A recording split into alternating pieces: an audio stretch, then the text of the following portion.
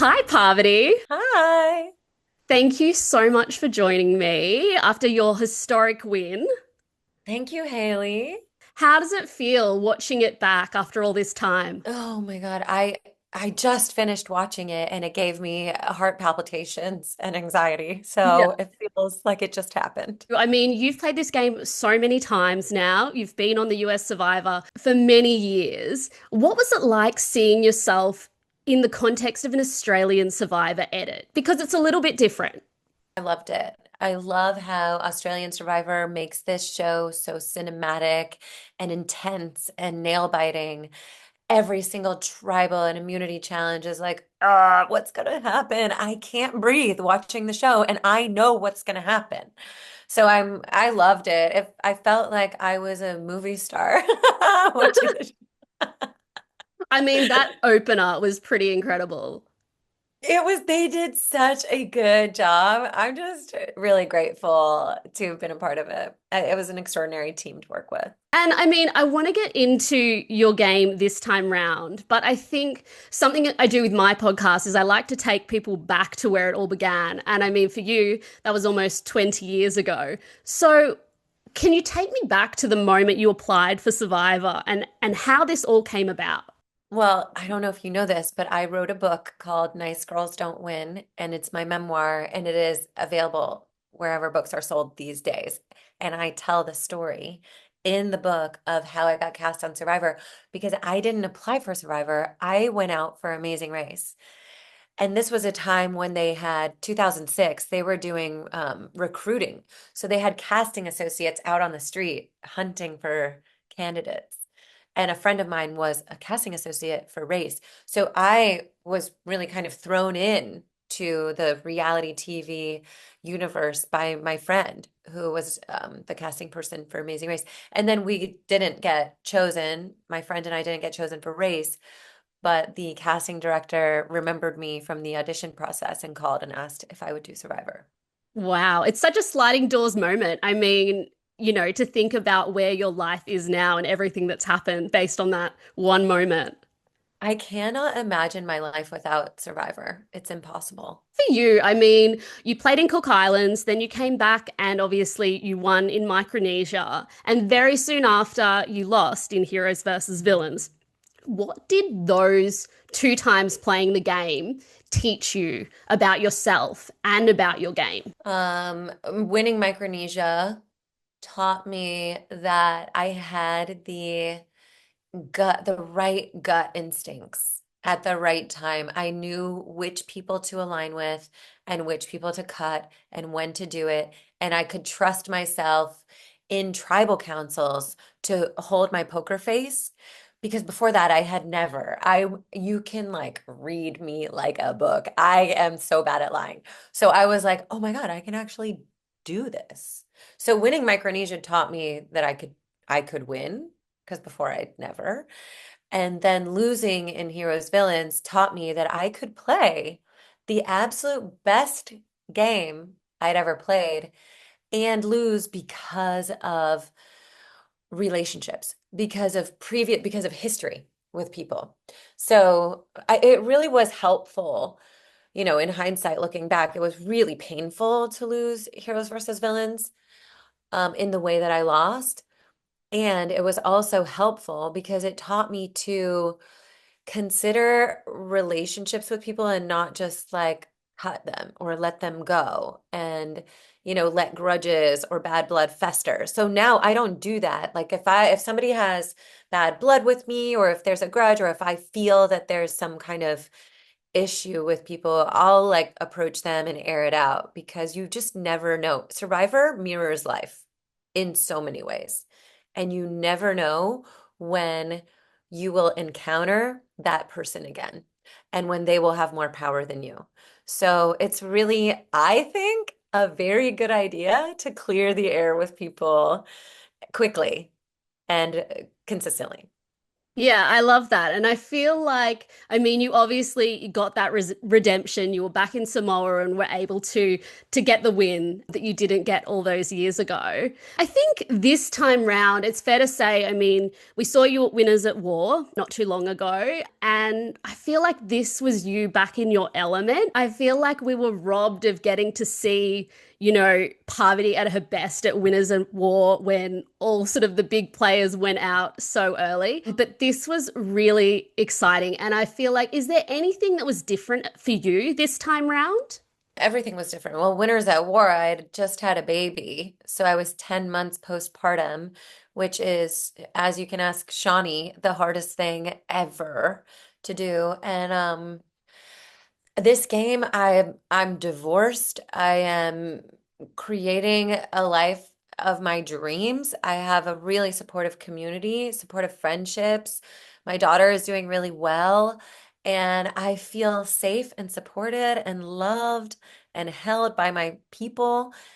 And that kind of support and trust in myself and like being able to just really like stand on my own and use my voice. I'd written my book, I'd sent in my completed manuscript before I went out to play.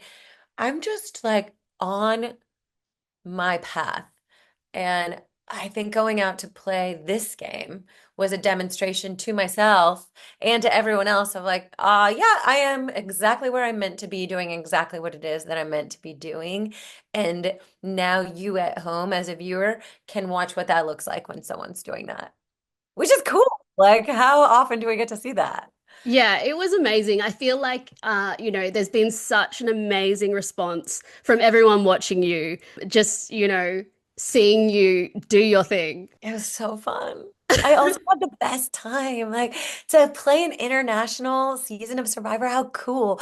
And to play not only just with Australians, but also with my best friend Sari from Micronesia. I was like, this is like, I feel like I dreamed this up and I'm not even living in reality right now. Yeah, it definitely feels like that manifestation from the start, just, being back in Samoa and playing with Sari again. Like, it was just incredible. Do you think that your experiences on Deal or No Deal Island or the Traitors gave you any kind of advantage or impacted your game in any way? Apart from obviously you had that relationship with David and he was gone pretty soon. Yes, but David is very good friends with Luke and very good friends with Janine. So you better believe I used that connection to connect with them. Yeah, tell me about that. It was just helpful. They love David and they didn't vote him out. And they were the victims of whatever his blindside was. They were on the bottom because of that vote. And I was like, oh, David and I are buddies. We played together. Like that's my guy. And so it was helpful to kind of glue us together and solidify some loyalty there. And beyond that, I would say, yes, of course, it's practice. These reality games are like it's an improvisational container, sort of like improv actors or comedians. They get on stage and here's your theme. It's traitors this time, and you have to lie, and here's how the rules go. And then you just got to play with that.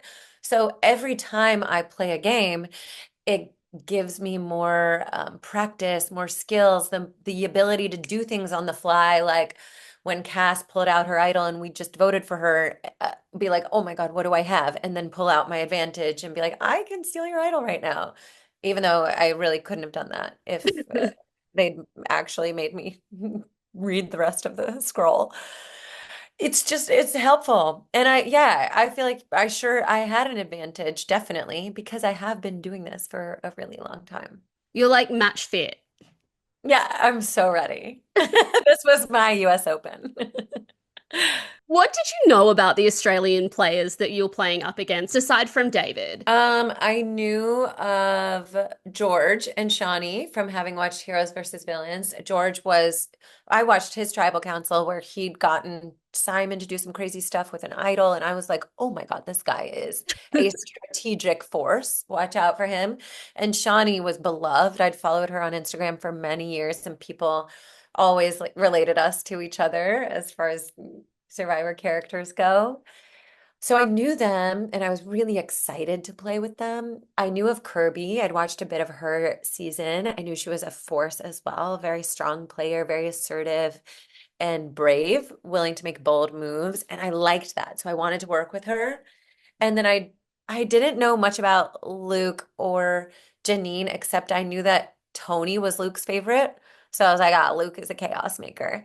But I had a sense of each player and sort of how they operated, except for Sarah. I hadn't seen Sarah's season. Okay, so you did have like a bit of an idea about who these people were, and you could And use. I was so excited to play with them. I was like frothing at the mouth to play with the Australians. I'm like, they're so fun. I want to play with them.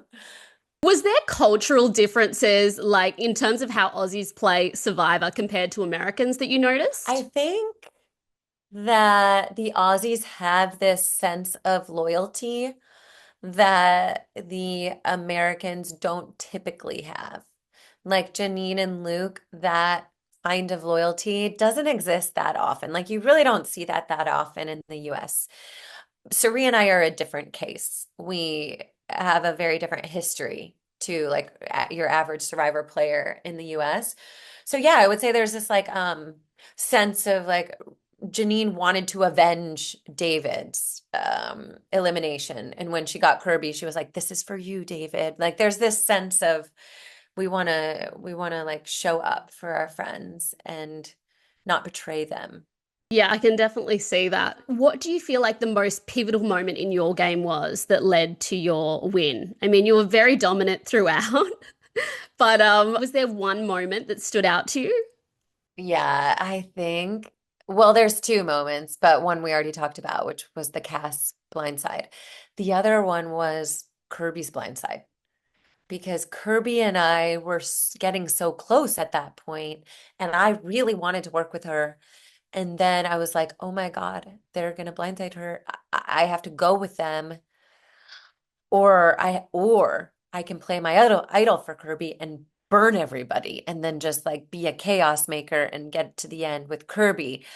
But I was like, I didn't know. I was really torn in that moment where I was like, I don't know what to do. But thankfully, I like my cooler head prevailed, which doesn't normally happen because I really do like creating a little chaos on Survivor and I like taking risks. I think that's what makes the game fun and what makes it fun for people to watch is when players will be risk forward. So normally I'll take the risk. But this time with Kirby, there was the fork in the road and it was a choice point, and I was like, oh, I had to really force myself to sit on my hands and not play my idol for her and then just go with the majority at that point. And I think because I was able to do that, I reduced my threat level more and I looked like a team player and I didn't look like I was controlling the game as much as I really could have been or was at that point. So it was helpful. It was sort of like a little cloak and dagger for me to do that. Yeah, I definitely feel like if you had have done something big and gone with Kirby, it would have just made you would have had so many connections, you would have burnt people, and people would have been like, you need to go. But that was hard for me because Kirby and I had like a real connection out there. Yeah, I can see that. Your memoir obviously is called Nice Girls Don't Win. How does that resonate with this win? It really, it just lands it. It's couldn't be more perfect because at the end of the book, there's a loving rest in peace tribute to the Black Widow where I say, love you and loving memory. She served me well and now she's free. And I really stand behind that because I'm done. I've played Survivor as many times as I will play in my lifetime, and it really feels complete for me. Amazing. I'm so happy for you. Before we go, can we just get to some quick fire questions? Okay. What is a better feeling, winning individual immunity, finding an idol, or pulling off a blindside? Oh, God, that's impossible. You can't ask me that question. Okay, I'm going to say pulling off a blindside. Player with the most annoying habit in camp this season, and what was it? Tommi was a real, you didn't see it very much, but he would not stop talking. So in camp, like if you start talking to Tommi, you better settle in because that's going to be a long rest of your afternoon. He'll be talking your face off. So I could only talk to Tommi selectively because I was like, I got strategy to do and moves to make. I can't get sucked into a 4-hour talk right now. Would you rather win a reward and lose your dignity or lose reward and look good doing it? I would lose my dignity any day to win a reward. But if winning the reward was going to jeopardize my place in the game and my chances at winning, I would lose the reward. Which Aussie player were you most excited to see? Shonee. Which Aussie player would go best on the US Survivor? Luke. Yeah, I think he would too. People love him. They would eat him up. If you could be on any reality show, what would you be on? Big Brother, MasterChef, The Amazing Race, or I'm a Celebrity, Get Me Out of Here? You've already been on the Traitors. God, I don't want to do any of those. Okay, MasterChef, I guess, but only if I was paired up with someone who was actually a really good cook, because I would need a lot of help. Team MasterChef. Yeah, team. But isn't there someone who yells at you a lot on that show? Oh, I don't like it. Big Brother, I don't want to get trapped in a house. And Amazing Race, I have no direction. I would get lost. Celebrity, Get Me Out of Here. No, that's kind of Survivor. I don't want to do any of those. I mean, Australian MasterChef's very nice. They're very nice to you on that. Okay, sign me up for that. And if someone were to write a history book on Survivor in 100 years' time, what would be the headline to the Parvati chapter? I guess it would be Black Widow. I guess, because it's all really about women, women's empowerment. And really, I think that's what my arc is on Survivor, is going from this young girl who was sort of playing to society's definition of what power looked like for girls, which was sex, to coming into my own 20 years later with my own definition of what power looks like for me as a woman in my own self-sovereignty. So you live that chapter, whatever you want. I love that so much. Now, you've obviously said that you are going into Survivor retirement and that you won't play again. And you've obviously released your memoir. I hear you've got a TV show in development with Boston Rob. Oh, that one, not yet. But we're still looking for a buyer for that one, and it's really fun. I want to sell it to an Australian market, actually, because I think Australia would love it. So maybe I'll pitch it to Channel 10. But I have another show in development right now with the producers from Deal or No Deal. So that's to be continued. Is there anything you can share?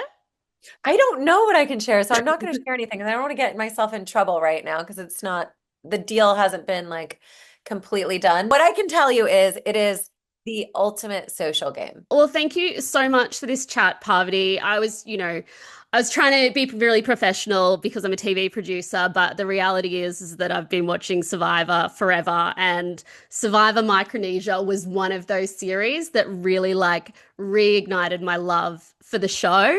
And that was, largely due to you and Suri. And so I have just had the best time watching this season. I was very sad not to go out there, actually. The reason I wasn't there this time was because I had a baby. So that's why I wasn't there this time. But I have loved watching as a fan, and this has just been such an incredible series. So I'm so glad that you got to be part of Australian Survivor history. It was so cool. I really can't say enough good things about Australian Survivor, the producers, the way the show was made. It's just was really so exciting for me to be a part of it too, and such a privilege. Thank you. Bye, Hayley.